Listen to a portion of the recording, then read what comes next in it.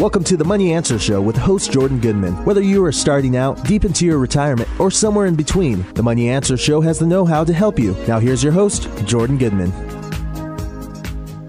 Welcome to the Money Answer Show. This is Jordan Goodman, your host. My guest this hour is Travis Hornsby.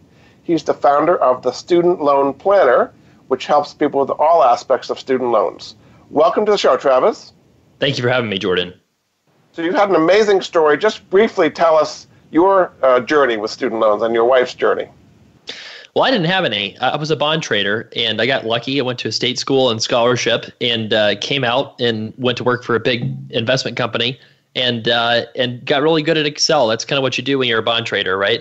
And so I got really into the financial independence movement and decided that I was going to retire from my job in my 20s. So I did that, and then my wife I actually met right before I was going to go on this journey to go see 40 different countries around the world, and she was a physician, and she had a lot of student loan debt, and things got more serious. You have a money talk when you get more serious as a couple, right? So then I discovered that there was all this complexity with student loans. It wasn't just simply pay it all off, because there's all these different refinancing options. You can pay based on your income, and you can get forgiveness. So I used that background I had as a bond trader to model it all. And then that led me to create this tool, this calculator tool to model everything. And so then I started doing consults, making plans for her friends.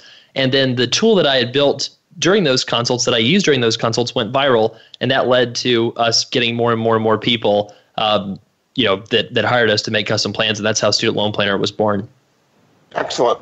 So tell us a little bit about Student Loan Planner. What can people find at that website? I mean, you can find basically anything if you have more than $50,000 of student loan debt and you're trying to figure out how to pay it back. That's probably, I think, really we try to target the 3 million people that have a six-figure student loan balance, really. I mean, we do help people with all levels of student loan debt, but we have especially content tailored to professionals with graduate degrees or parents with multiple kids in college that have 6 figures of Parent Plus loans. We've got a lot of content specifically for those individuals. You'll find things like, how to optimize public service loan forgiveness, which is one of the biggest government repayment plans or government forgiveness plans for student loan forgiveness. You'll find free student loan calculators, refinancing bonuses if you need to lower your interest rate for private student loans, and just all kinds of content really around helping graduate professionals live their best financial lives. Great. So let's start broadly here. So kind of give us a sense of the landscape of student loans today. We have all these kids. It's like $1.6 trillion in student loan debt. It seems like it's growing all the time. Is there anything that's going to be slowing down this kind of massive amount of student loan debt that people are taking on these days? Well, I don't want to call this funny or anything, but student loan debt's not going to really grow that much over the next 6 months because of the CARES Act. Because student loan interest is issued, it's now 0% until September the 30th. So you're not going to see balances expanding during this time. You will see people maybe take out additional debt for school. But there's, about 45 million borrowers at this point that owe about 1.64 trillion. And this is a runaway train. If this, becomes more of a longer term economic crisis, then more people are going to go back to school, because that generally is what happens in recessions, is more people go back and get an education. But even in good times, I expect this number is just going to continue to grow, and it's really not going to change at all until they decide to cap borrowing for higher education. How is this changing society that people are graduating with this huge burden of student loans more than in previous generations? Well, I mean, my dad could go work part-time at a bar and pay for tuition and room and board and everything back in the 60s, 70s when he went to college. And now for professional school, you could kind of almost do that back in the day. Now you have to take out more than most people's mortgage to go become a dentist or a physician, or a lawyer, right? And that's going to have some major consequences, because the good news is higher education had an access problem, right? You didn't have any diversity in a lot of professions. White men were the dominant, demographic in basically every professional occupation, right? So one of the reasons for that is you need to get access to capital to people that don't have that historic, financial assets to use as collateral, which makes sense. So you allow people to pay based off their income. But the problem with that is if you pay based on your income, then your payment is the same if you owe $20,000 or $200,000. And then if you pair that reality with the fact that in 2006, the federal government basically uncapped student loan borrowing with the Grad Plus Act. Basically, now you can take out an unlimited sum of money for a graduate school, and for undergraduate, you can take out an unlimited sum of money under the Parent Plus program. So without any limitation at all on what universities can charge, like there is in other countries that allow people to pay based on their income, you've seen runaway tuition and you've seen student debt in the United States absolutely explode. And that's kind of my theory as to why, as you uncapped borrowing and made it so that anyone could take out basically whatever the cost of attendance the school assigns is. Just give us some of the numbers. What is the average amount of debt people coming out of school with, both undergraduate and graduate?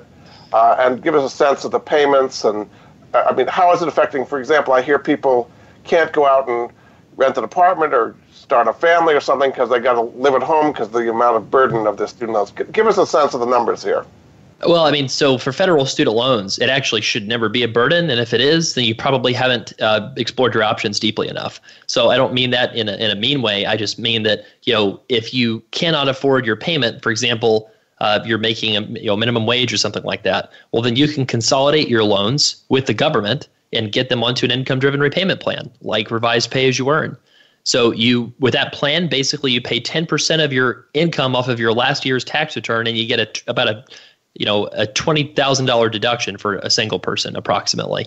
So that means you can make up to $20,000 and pay $0 a month and be in great, full, good order on your student loans. So the problems where we really see things break down is people start, trying to feel like they don't have any flexibility at all. So like the typical undergrad, for example, comes out with about $35,000 of student loan debt now. That's about a $350 a month payment for a 10-year term. And that's a car loan, right? I mean, that's a significant monthly payment for somebody if they're trying to pay it back on a standard 10-year plan. With some of these income-based options, though, they could be paying as little as $0 a month. They're actually in deep distress. So the student loans actually shouldn't be holding people back, even though that's kind of what's happening in a lot of cases for folks. And what's happening at the graduate level, medical school, law school, business school, things like that? So there's no accountability, really. So for the graduate schools, again, they can just issue whatever their cost of attendance is, and the government gives the student unlimited capital in the student's name, not the parent's name. So for undergrad, to get an unlimited sum of money, you have to borrow from the parent under the Parent Plus loan. So the loan's actually not really in the kid's name. And for graduate and professional school, the loan is in the individual that went to that school's name. So for graduate professional school, you might see law schools on average maybe $100,000, med school on average maybe about $200,000. Dental school is average student loan that's about $300,000 now. I think veterinary school is around $200,000 as well. So the problem is a physician can pay that back. But if you look at some of these other professions like veterinarians and chiropractors and dentists, you'd think that all these people can make enough money to pay it back. But the debt to income ratios, people are kind of typically coming out of school now owing twice as much as their income or more. And in some professions like chiropractic, the debt to income ratio, people are owing 5 times as much as what they're earning, right? So the only reason why professions like some of these schools that are out there are allowed to charge so much is because there's absolutely no limitations at all on what students are allowed to borrow, and perhaps there should be. But then they're stuck with a burden. I mean, a lot of these people might never be able to pay that off if it's 5 times their income. Well, they won't, and that's kind of, unfortunately, it's by default, by design, because the government repayment program does not, kind of think about that. In other words, it doesn't discourage people from taking out as much as they possibly can and pursuing a long-term forgiveness strategy. So, you can get forgiveness one of 2 ways. One is to work for a not-for-profit or government employer for 10 years, and then the balance is forgiven tax-free at the end of that 10 years of service. Another way to get it forgiven is you can do absolutely anything, including sit on the couch at home. And as long as you're enrolled in an income-driven plan, at the end of about 20 or 25 years, you're, basically forgiven, and you have to pay income taxes on the forgiven balance. So that's the 2 ways to get forgiveness. So if you're 5 times your income, like a lot of chiropractors are, in debt, then you're just going to pay 10% of your income for 20 years, and the balance is going to be forgiven, and the taxpayer, which includes student loan borrowers, is going to have to pick up the tab for that. Of course, there's been a lot of political input on this whole thing. Bernie Sanders and Elizabeth Warren wanted to wipe out all student loan debt, and a lot of students were hopeful that was going to happen. Do you think that could ever happen? So I think it could, but I think it's going to happen in more limited circumstances. For example, the Stimulus Act tried to pass a bill that said that they would forgive $10,000 of student loan debt for everyone, but notice they only said $10,000. So Bernie Sanders has proposed forgiving everything, but actually Elizabeth Warren is what I would call the thoughtful progressive plan. Bernie Sanders is more of like a campaign kind of slogan versus Elizabeth Warren's. Elizabeth Warren's was very targeted. She would only forgive your debt up to, I think it was $50,000 if you were making under a certain household income of, I think it was around $100,000. So in other words, if you forgive student loan debt, it's actually very regressive. It benefits wealthy people the most to forgive large student loan debt, right? So right. I do think at some point you might see some more limited widespread forgiveness for kind of middle class people, but I don't ever expect that they're going to forgive all of the people with six figures. They're going to just do student loan forgiveness, paying based on your income, that kind of path. Yeah, so the people in school now should not expect to be bailed out, is what you're saying. Not bailed out, but you probably would expect that you'd be able to pay a percentage of your income, which if you look at the CBO, the Congressional Budget Office, they're anticipating that, in some cases, graduate borrowers are going to have 80% of their balances forgiven with these income-based plans. Wow. My understanding of the income-based plans, though, they're very difficult to enroll in and to keep track of, so that when the 10 years comes up, and we're starting to get to the 10-year mark now, because the program started, I think, in 2009, that people, in fact, are not getting everything forgiven as it's supposed to be, because it's kind of a bureaucratic mess. Is that correct? That's correct. But, that's 2009. You mentioned it started. So if you had loans from before that period, by definition, you don't qualify because of the limitations of how they wrote the law. So you need 10 years of service to qualify, right? So that means anybody who could potentially qualify would only be able to apply in 2019 at the earliest. And even then, you don't really have widespread issuance of federal direct loans until 2010. So, wow. So you also would have need to have started your program of study at a time where you would have had all federal direct loans, which would really be, probably more like, starting medical school in like 2008, graduating in 2012, add 10 years to that, that's 2022. So really you're going to see a huge exponential increase in the approval rate for these kind of programs. Just because the programs were designed poorly in the first year or so doesn't mean that bureaucratic nightmare is not going to become a lot easier over time. Oh, that's good news. Very good. Okay, we're going to take a break. This is Jordan Goodman of the Money Answer Show. My guest this hour is Travis Hornsby. He's the founder of the Student Loan Planner, and you can find out more at his website, which is studentloanplanner.com. We'll be back after this. You've been listening to the Money Answer Show with Jordan Goodman. If you have a question for Jordan or his guest, please call us now at 866-472-5790. That's 866-472-5790. Now back to Jordan. Welcome back to the Money Answer Show. This is Jordan Goodman, your host. My guest this hour is Travis Hornsby. He's the founder of Student Loan Planner. You can find out more at his website, studentloanplanner.com. Welcome back to the show, Travis. Good to be back. So let's talk about repayment strategies. There are different repayment strategies. How can you figure out what's the right one for an individual person? And do you help people deciding amongst the various choices? Yeah, that's the core of our business, is making customized plans for people to help them figure that out. So just as an example, a lot of people will go on to sign up for an income-driven repayment plan, and they'll get an estimate of what their monthly payment is on the government website. And frequently, that monthly payment is just wrong. It's not correct because it doesn't take some things into account, right? So the first thing that people should realize is your student loan debt is a monthly payment if you want it to be, or it's a tax if you would rather treat it as if it were a tax. And that's a really important concept, and it's kind of a weird, counterintuitive concept if you've never really thought about it that way before. But let me explain. You can pay based on your income for your student loan payment. So you can pay 10 to 15% of your income from the prior tax year for your student loans. If you're married and you file your taxes together, then they're going to count your spouse's income too. Now, the thing that makes this complicated is under certain repayment programs, you can change your tax filing status and file a married filing separately, for example, to maintain the ability to only pay 10% of your income alone, for example. So in terms of deciding which repayment plan is best for you, what I typically suggest to folks is when you just have graduated, it's probably better to sign up for the revised pay-as-you-earn plan if your intent is to eventually pay the loan off. And the reason for that is because in the first 12 months after graduation, you can generally use your tax return from when you were a student and get a $0 a month payment. And that $0 a month payment carries with it a 50% subsidy on all of your interest, which is really quite impactful. And it's actually even better than refinancing for the first year that you're out of school. So you can take advantage of this $0 a month payment while you're right out of school and build up your emergency fund, get your interest where it's not killing you, and then get to a point in your life where you're stable. And if your intent is to eventually pay that loan off, then you can do something called refinancing, which is to basically move your loan to a private lender that views you as a better credit risk than the government and is willing to give you a better interest rate. Now, right now, we're telling... Let's talk about that for a second. Sure. That process with the 0%, is that something you can help people apply for? Is it difficult to get enrolled for that, or is it something it's helpful to have you apply them for it? Well, people can do it for free on studentaid.gov. So you can actually apply for an income-driven plan if you click on manage payments, manage loans, basically. They'll see a drop-down that says income-driven repayment, apply.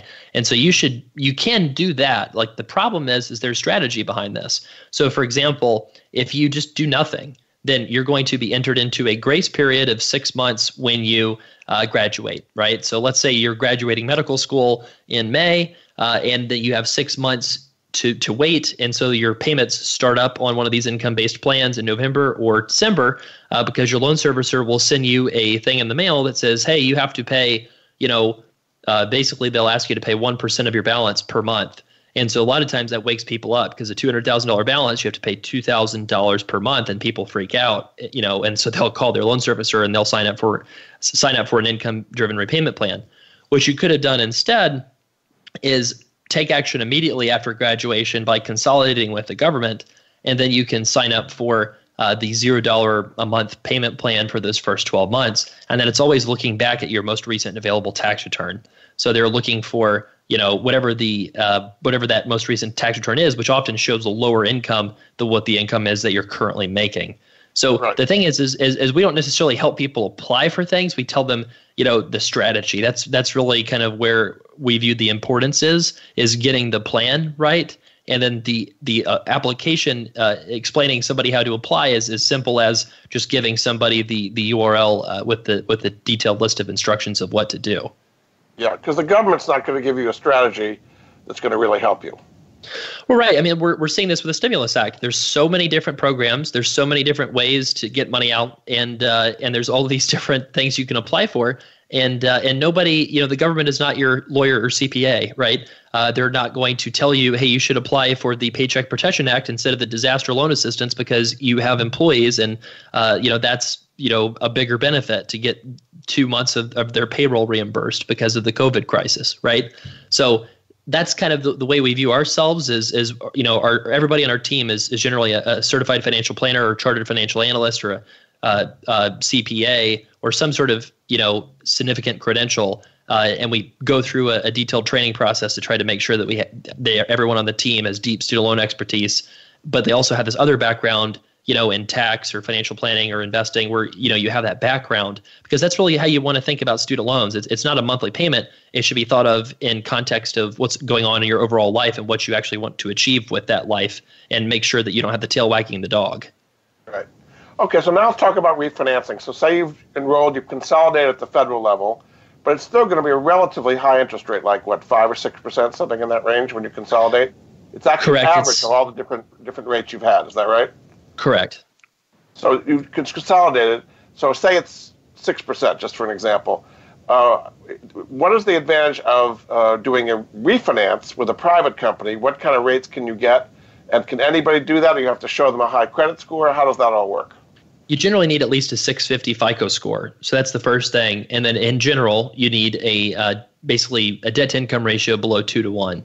Meaning that you need to owe less than double your income as student loan debt. Those are just general rules of thumb. Different banks or lenders look at it differently. But in terms of refinancing, what we like to tell people is to use this strategy called the refinancing ladder. And the rationale behind that is when you commit to a private lender, you have no flexibility on the monthly payment. You can no longer sign up for based on your income. You can no longer get loan forgiveness. The payment is the payment. So sometimes we see people get a little bit over enthusiastic with refinancing, and the lowest rates are oftentimes for like 5-year terms. So the problem with the 5-year term is you'll be paying 2% of your balance each month. And so if you have a $100,000 balance, you'll be paying $2,000 each month if you choose a 5-year term. So what we kind of tell people instead is maybe start off refinancing with a 20-year term. You might be paying a little bit higher interest, but the benefit is instead of a $2,000 a month payment on a $100,000 debt, maybe you only have to pay $600 a month. And what we tell people is there's no prepayment penalties for, paying extra. So pay extra towards your loan, knock the $100,000 to a lower number, and then refinance it again. And a lot of people think about refinancing when they think about refinancing their mortgage. That's kind of the big analogy that people have in their head. And that's a big hassle. You have to go through all this closing stuff. You have to get, evaluate the closing costs. But for student loan refinancing, there's actually kind of reverse closing costs. You actually get paid to do student loan refinancing, at least on our website, because we take a discount compared to other places on commission so that we're able to give cash bonuses to people who refinance on our site. So that's an example of how we think that it was probably better to start off with a longer term loan and then refinance maybe 1 or 2 times while you're making extra big prepayments so that you never commit yourself to a monthly payment that's too high. And that strategy is kind of showing its strength right now during this economic crisis. Right. People took on, it sounded good to pay off in 5 years, but they don't have the income. They're not going to be able to make the payments. And what happens if you miss payments on the student? Can they start seizing your assets, or what happens if you fall behind? Well, you can do a 3-month forbearance at most student loan refinancing companies, which they basically allow you to pause your payments for 3 months if you lose your job. And certainly a lot of them are doing that right now for people. If you do fall behind more than that, you exhaust all of your forbearance options, they're allowed to take you to court. And on a big loan amount, they will, right? And basically the judge can essentially compel you to pay. So private loans are not like some sort of credit card debt that you can discharge and, people are going to trade it around for 3 cents on the dollar. No, private loans are generally sold for, 90 cents on the dollar or something like that in bankruptcy, or those are the kind of settlements that happen. So, you really need to expect that you will have to pay this private loan back in full if you refinance. The thing is most people with good incomes and good credit scores that do need to pay back their debt, that are not in the public sector, most of those people do need to refinance eventually. The important thing to note, though, is it's just not worth blowing up your finances just for a lower interest rate. And that's not the most important thing is the lower interest rate. It's just having savings without having to worry about that monthly payment hampering you. So there's a lot of companies that have gotten into the student loan refinancing business since the student loan explosion happened here. What are some of the ones that you think do the best job at giving people good service and good interest rates and so on?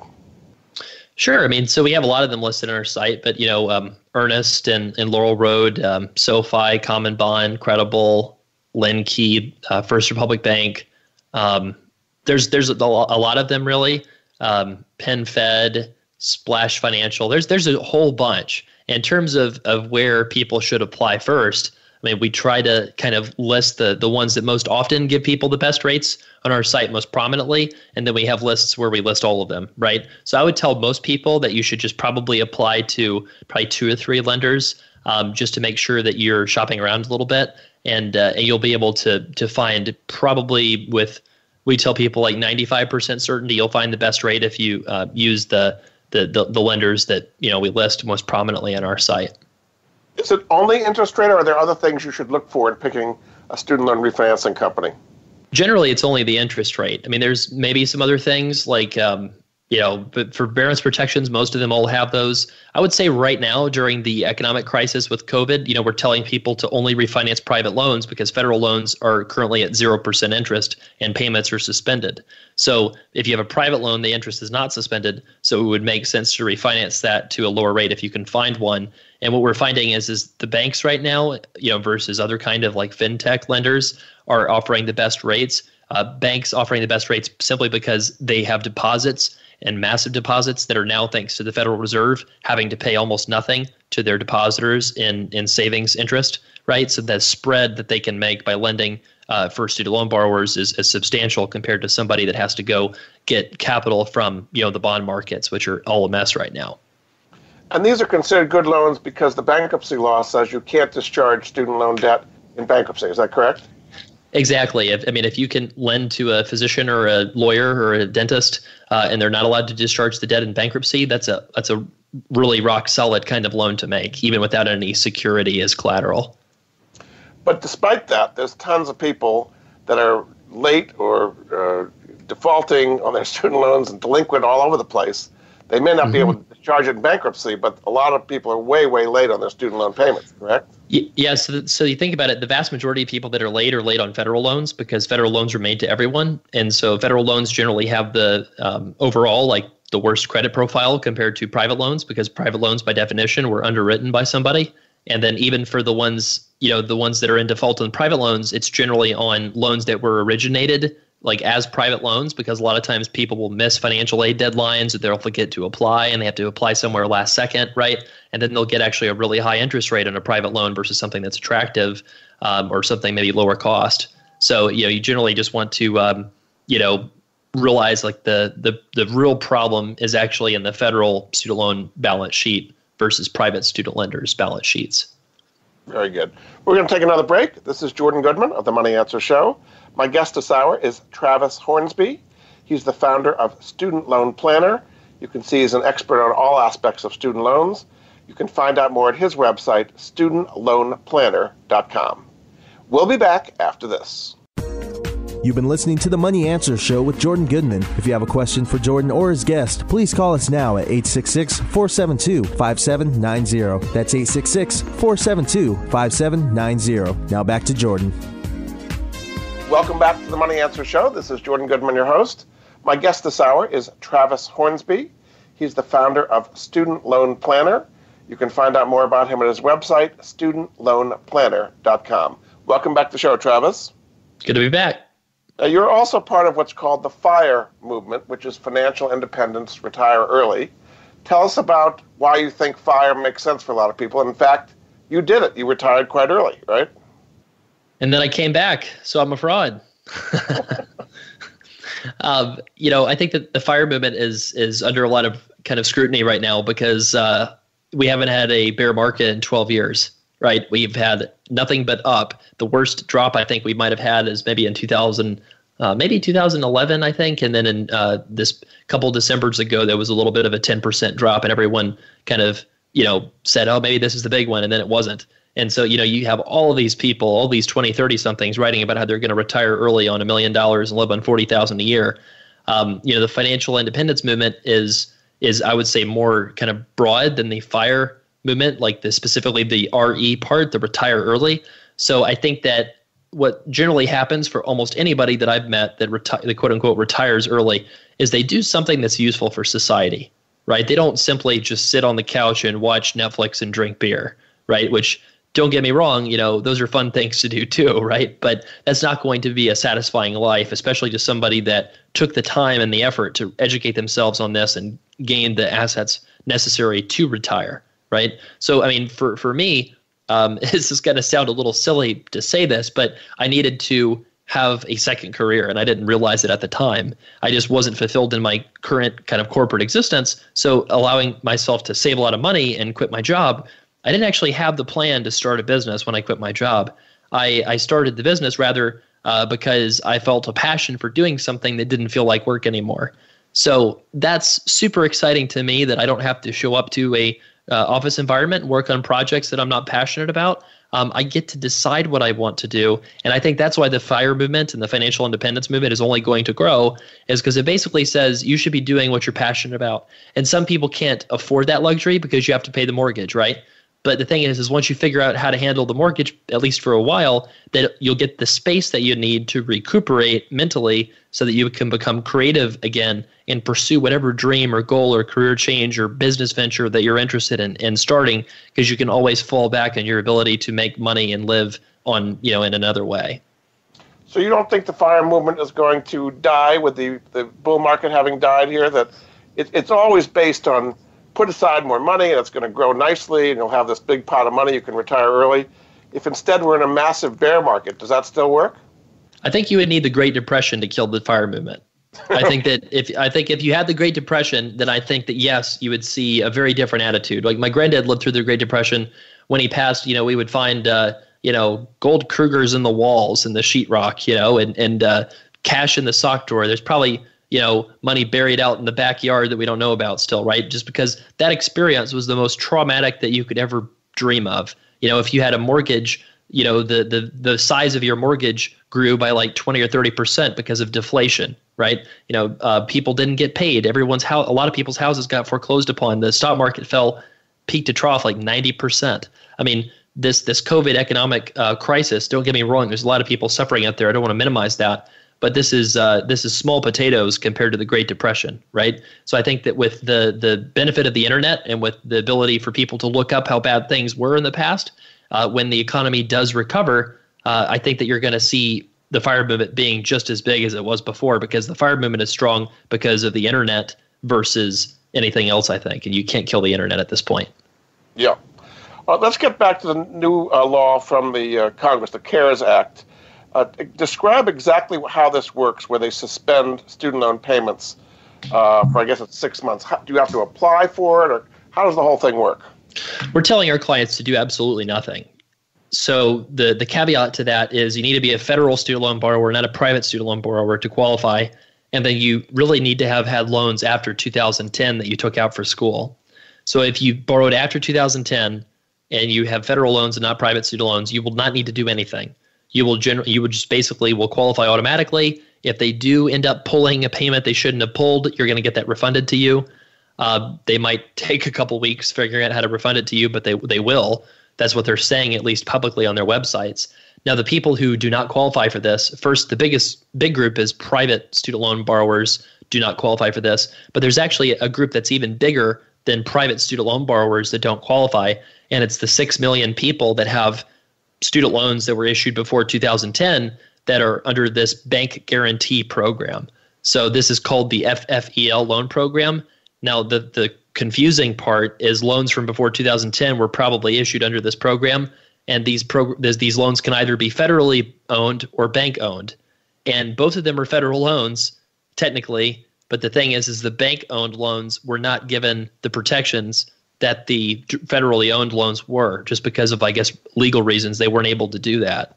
So that's obviously a big concern, and we're going to see, my expectation in the coming weeks, a lot of people that have these older bank-owned loans are going to assume that they're going to get their payments stopped, and then they won't, and then they're going to reach out to their servicers asking why. And the servicers are actually going to have a huge economic incentive not to tell them that they can consolidate that loan into a direct federal loan and get zero payments and zero interest, because the servicers or the owners of those loans get paid interest income, and they're very lucrative for the people that own them. So it's kind of a little bit of a conflict of interest that we're going to see play out in the next 6 months, where people could have changed their loan type, but then the people that own it would have to tell them that, hey, you can do this, and we're going to lose all our interest income if you do. What a conflict of interest, really. Wow. What are some other ways that borrowers can save thousands of dollars in addition to what the bill does? Well, I mean, you can save a lot of money long term. I mean, that's the thing is short term. Kind of what my concern is people are going to make even more mistakes with their student loans because they're going to go off for 6 months and think they don't exist, right? And then what's going to happen is in the bill, it's kind of interesting. The section that they include starting the payments back up again, it says that the Secretary of Education must contact borrowers 6 times in August and September, reminding them their payment starts again. That's going to be a little stressful for some people. But they're doing that because they know that when people forget about a debt obligation and then it comes back, it's going to cause a lot of anxiety for a lot of people. So, I mean, my expectation is that we're going to be pretty busy with analyzing some of those older loan situations to try to maximize the CARES Act for people in the next 6 months. But also the long-term plans for people haven't changed. So the thousands of dollars in savings, if you're filing taxes the wrong way, you could save thousands of dollars a year, maybe even 5 figures a year just by filing your taxes the right way if you're a student loan borrower. You can sign up for an income-driven plan instead of do a extended or a graduated or a standard repayment plan and get credit for forgiveness these next 6 months. There's all kinds of stuff, and there's just so many strategies to name. It's not even funny. So about like 9 in 10 of our clients save about an average of about I think it's $50,000 in projected savings from the plans that we create them. And what do you charge them for your consulting services? $400 to $600, and that includes email follow-up support questions for several months afterwards. Sounds like it'll pay off pretty quickly. Yes. So. Also on the CARES Act, how is that going to help small business owners?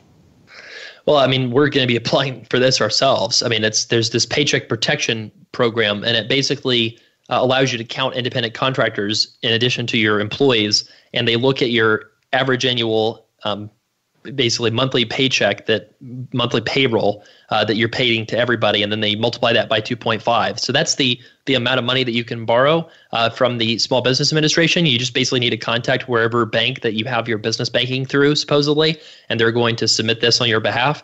So the application is already out there in PDF form. We have ours filled out, ready to go this Friday when they release the program. I'm sure millions of other people do too. I'm expecting a lot of websites to crash and it just to be mass chaos trying to get these applications turned in.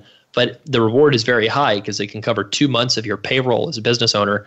And that's absolutely tremendous and extraordinary because, I mean, just like most business owners, we were not going to furlough anybody, but we were going to significantly cut people's hours back. Just because everyone's trying to conserve cash flow right now. So the CARES Act is a massive boon for small business owners. You're also a good investor. How have you been investing during this whole bear market, which has happened since the end of February? How is it, and how do you think people should be investing during this whole coronavirus epidemic? I mean, what I'm going to, again, I'll say that, you have to talk to a licensed financial professional for personalized advice. But what I'm doing personally is, I put my money in VTSAX and VTIAX. So those are two mutual funds at Vanguard. One of them is the Total U.S. Stock Market Index Fund. It owns every stock proportionally in the market value to their representation in the economy. And then also the Total International Index Fund owns all of the international stocks, excluding the U.S. around the world. I buy those that way because you can tax loss harvest. And I've done that a little bit during this downturn to get some losses on paper that I can use for future years to offset taxes. And I've been buying a lot just to the extent that I feel comfortable going, I will go down to my minimum cash amount that I need to have. But I'm buying above that level, but making sure that I have a lot of cash reserves just because we don't know, like maybe there's a 10 or 20% chance that we do have a Great Depression again. You better have a lot of cash if that happens, right? So that's kind of what I'm doing is a balancing act of buying more. And then, I have a 10% of my investments I have as fund money. So with the fund money, I've been doing, stuff that I would never recommend for most people, like, buying cruise stocks and things like that. But you think that we're going to bounce back, basically. If you didn't think we're going to bounce back, you wouldn't be buying these broad-based indexes.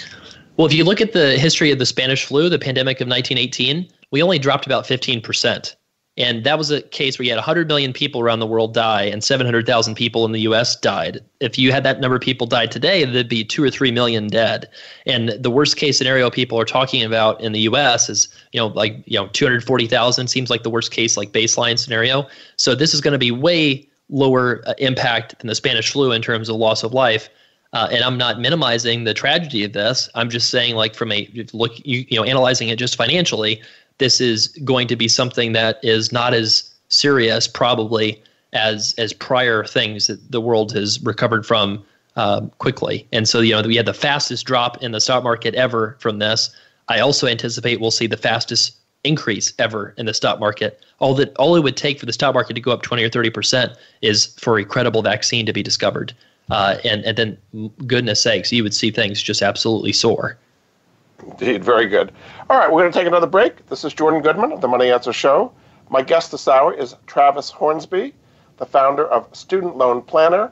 You can find out more at his website, studentloanplanner.com. We'll be back after this. You've been listening to the Money Answer Show with Jordan Goodman. If you have a question for Jordan or his guest, please call us now at 866-472-5790. That's 866-472-5790. Now back to Jordan. Welcome back to the Money Answer Show. This is Jordan Goodman, your host. My guest this hour is Travis Hornsby. He's the founder of Student Loan Planner. You can find out more at his website, studentloanplanner.com. Welcome back to the show, Travis. Good to be here. So let's talk about the emotional relationship of people to their student loans and how it's affecting marriages and relationships. Let's start with that. I mean, we did a survey a while back that found like 1 in 15 student loan borrowers had considered suicide because of their student loan debt. So if that doesn't tell you the anguish that this thing causes, I don't know what does. A little bit less extreme kind of statistic is 90% of people have felt extreme anxiety about their student loan debt at some point, because you kind of think about it, and it's like everybody in school tells you that you're going to pay this thing off, so you kind of ignore it. And then suddenly you do normal life events like you want to buy a house or start a family and get married and have kids. And then suddenly these student loans start staring you back in the face. And if you don't have a plan of how to deal with it, then suddenly the mortgage broker looks at that and says, hey, sorry, the dream house that you were wanting to buy, we can only approve you for something $100,000 less than what you wanted. Or your significant other asks to talk about money with you, and then you don't fully disclose that you have such a large student loan balance because you're afraid that they're going to break up with you.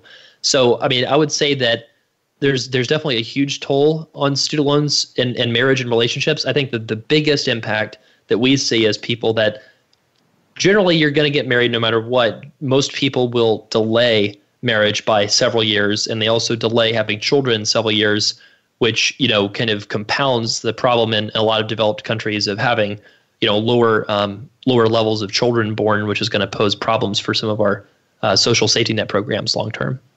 So you're saying that the student loan problem is lowering our birth rate even more, and we're not even replacing the population today. Yeah, I mean it's definitely lowering the birth rate. There's no question. Just because if you feel like you have all this stress and debt, and you can't, how are you going to take on a child care payment, which is like $2,000 or $3,000 a month in a lot of places? How are you going to take that on when you also have a student loan payment that's that size?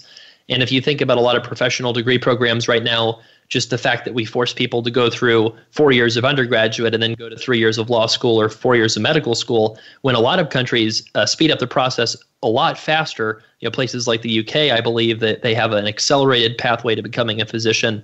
I think that, a lot of our postgraduate training could probably be reevaluated, certainly if your goal is to continue having a replacement rate level birth rate to sustain, society economically. So some people are reevaluating whether they want to go to college at all or whether they want to take on these student loan debts. Is that something you help people evaluate up front if they should take on the student loan debt in the first place?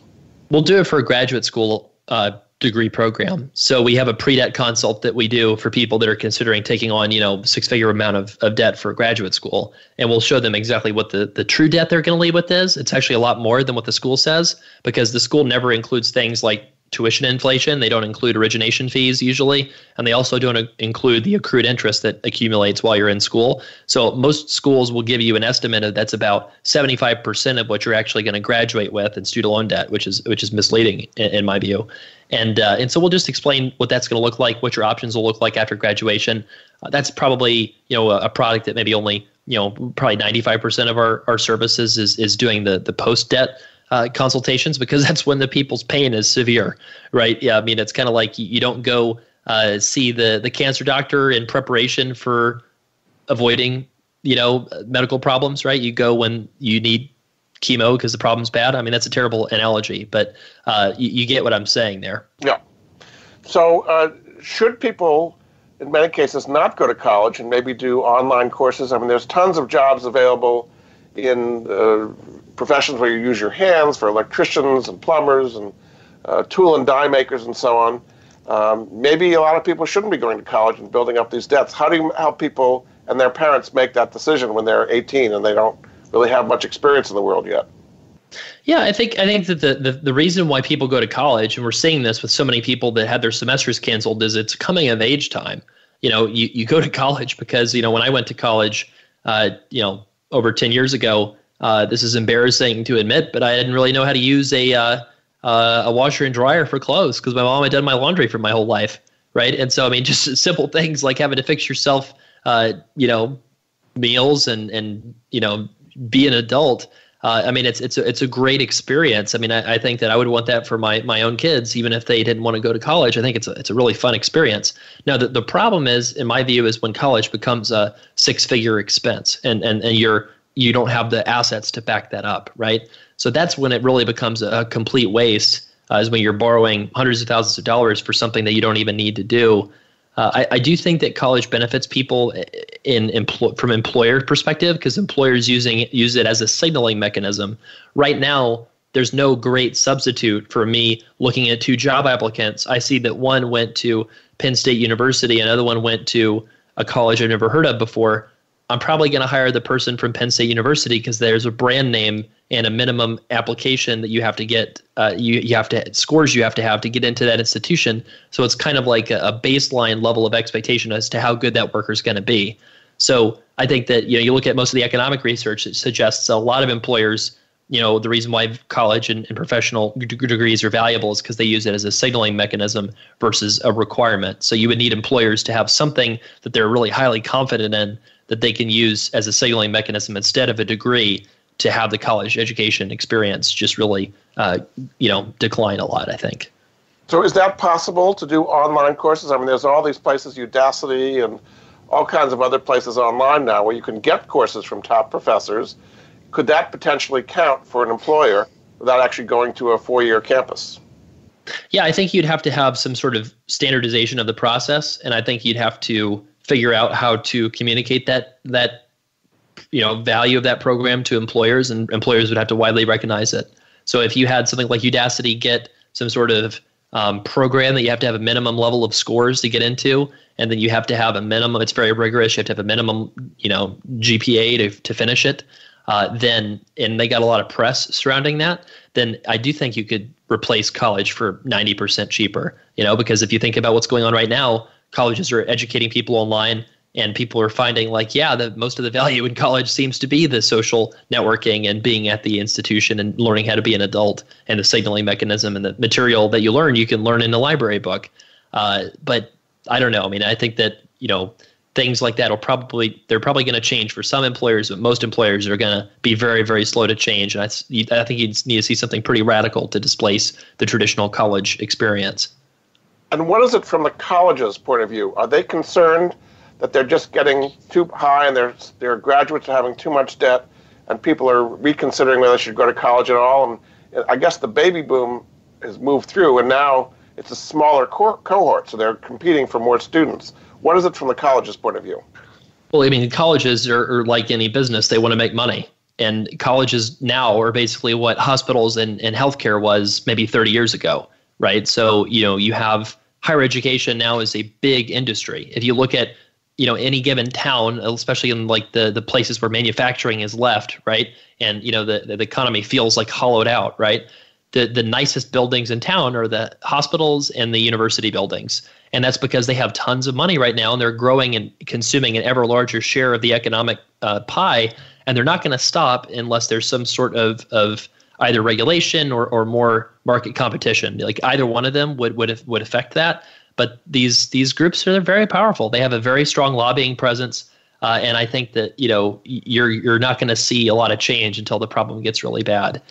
So I think that, without that incentive and ability to compete on price, colleges are not going to do it. That's why every degree costs, private school degrees cost like $50,000 because they want you to associate value with it.